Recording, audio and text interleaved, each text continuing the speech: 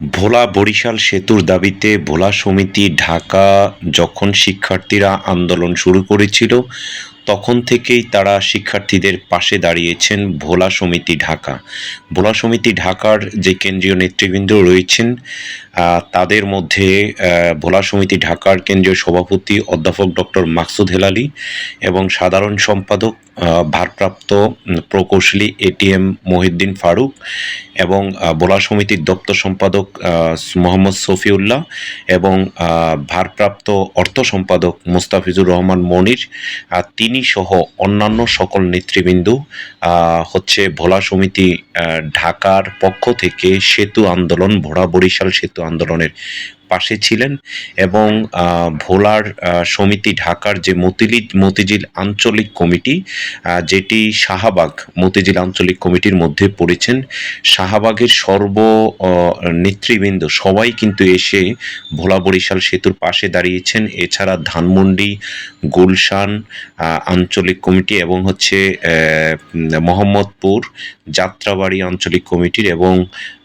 যে সকল উত্তর আঞ্চলিক কমিটি এবং মিরপুর আঞ্চলিক কমিটি সহ ঢাকার যতগুলো আঞ্চলিক কমিটি রয়েছে তথা নারায়ণগঞ্জ আঞ্চলিক কমিটি, কেরানীগঞ্জ অঞ্চলের যারা রয়েছেন এবং মুন্সিগঞ্জ, গাজীপুর, সাভার থেকে প্রত্যেকটি মানুষ ভোলা বরিশাল সেতুর দাবিতে ভোলা সমিতির পাশে এসে দাঁড়িয়ে শিক্ষার্থীদের পাশে দাঁড়িয়েছেন। আপনারা জানেন 11ই নভেম্বর 2025 ভোলা বরিশাল সেতুর দাবিতে শিক্ষার্থীরা দ্বীপ জেলা ভোলার চরপেশন থেকে হচ্ছে লং মার্চ শুরু করে ঢাকায় এসে 21শে নভেম্বর পৌঁছেছে। 21শে নভেম্বর ঢাকার প্রেস ক্লাবের সামনে বিশাল জনসভা করে তারা সেখান থেকে যমুনার অভিমুখে মাত্র 10 মিনিটের মধ্যে গিয়ে পৌঁছেছে এবং যমুনার সেখানে 2 ঘন্টা অপেক্ষা করে ডিসি মাসুদ যখন বলেছিল ভোলার শিক্ষার্থীরা, ভোলার মানুষ আগুন এবং অনেক বুদ্ধিমান, অনেক সাহসী এবং তাদের মার্সেল পাওয়ার ভালো এবং তারা চরের মানুষ, সেই কথা বলার এবং তাদেরকে বলেছিলেন যে আপনারা শাহবাগে অবস্থান করেন, তখন শিক্ষার্থীরা শাহবাগে গিয়ে অবস্থান করেছিল। শাহবাগ অবস্থান শেষে দীর্ঘ 7 দিন অবস্থানের পর 28শে নভেম্বর যেটি হচ্ছে সেটি শাহবাগের সেই চত্বরে তারা আবার একটি মহাসমাবেশ করে শাহবাগ চত্বরে 3 ঘন্টা মানববন্ধন করেছেন এবং বিক্ষোভ করেছেন, শাহবাগে অবস্থান কর্মসূচি পালন করেছেন এবং সেইখানে ভোলার প্রায় 25,000 মানুষ সেখানে এসে জড়ো হয়েছেন এবং শাহবাগ অবরোধ করে রেখেছেন। সেখানে আমরা দেখেছি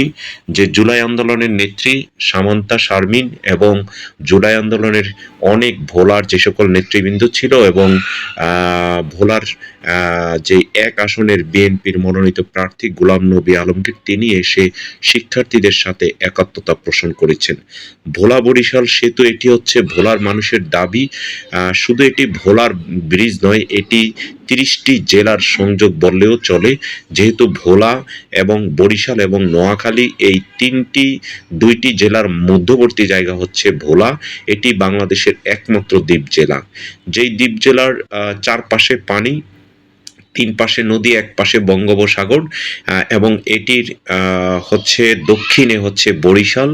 খুলনা, যশোর এবং পূর্ব পাশে হচ্ছে চট্টগ্রাম এবং নোয়াখালী। আমরা জানি যে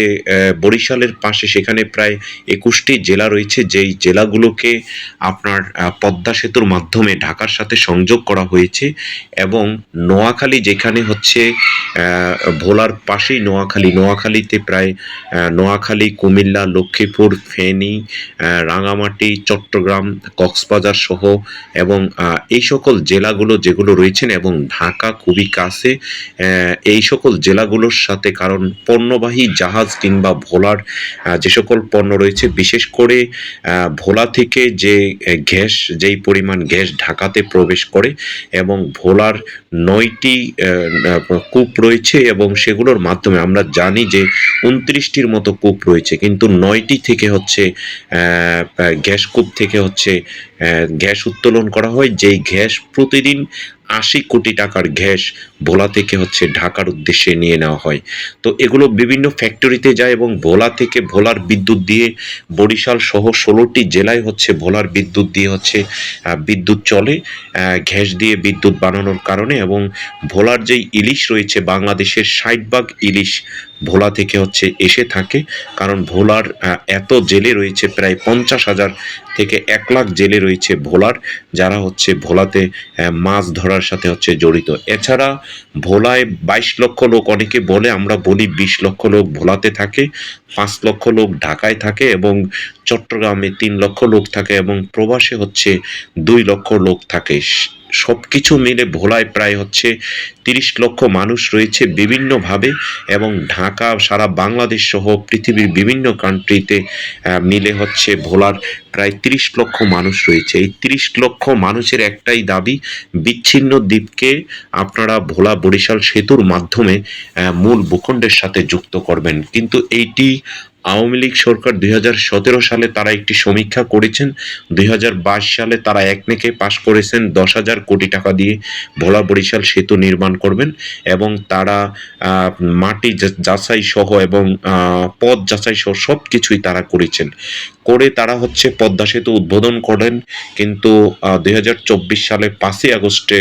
কারণে হচ্ছে আওয়ামী লীগ সরকার পালানোর পরে হচ্ছে আর ভোলা বরিশাল সেতুর কোনো আলোর মুখ দেখেনি।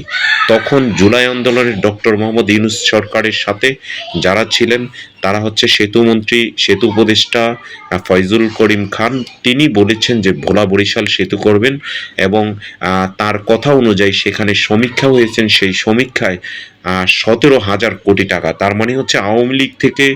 7,000 কোটি টাকা বাড়তি তারা বাজেট করেও সেই 17,000 কোটি টাকার সেতু আর এখন আর হচ্ছে না। তারা সেই সেতু না দেওয়ার কারণে ভোলা বরিশাল সেতু এখন অনিশ্চিত যাত্রায় পড়েছেন। বাণিজ্য উপদেষ্টা এবং পরিবেশ উপদেষ্টা সহ সেতু উপদেষ্টা ভোলাতে গিয়েছিলেন, শিল্প উপদেষ্টা, তারা গিয়ে হচ্ছে ভোলা বরিশাল সেতু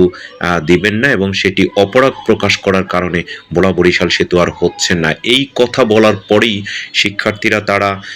আগুনের মতো জ্বলে উঠেছেন এবং তারা ভোলা বরিশাল সেতুর জন্য ঢাকাতে আন্দোলন করেছেন। এই 28শে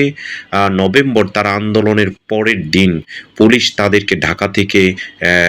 পিটিয়ে তাদেরকে বের করে দেয়। তারপরে তারা ভোলায় গিয়ে আন্দোলন করছে এবং ভোলাতে সকল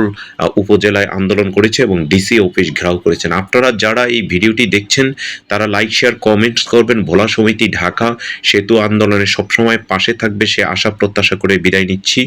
ধন্যবাদ সকলকে। আমাদের ভোলা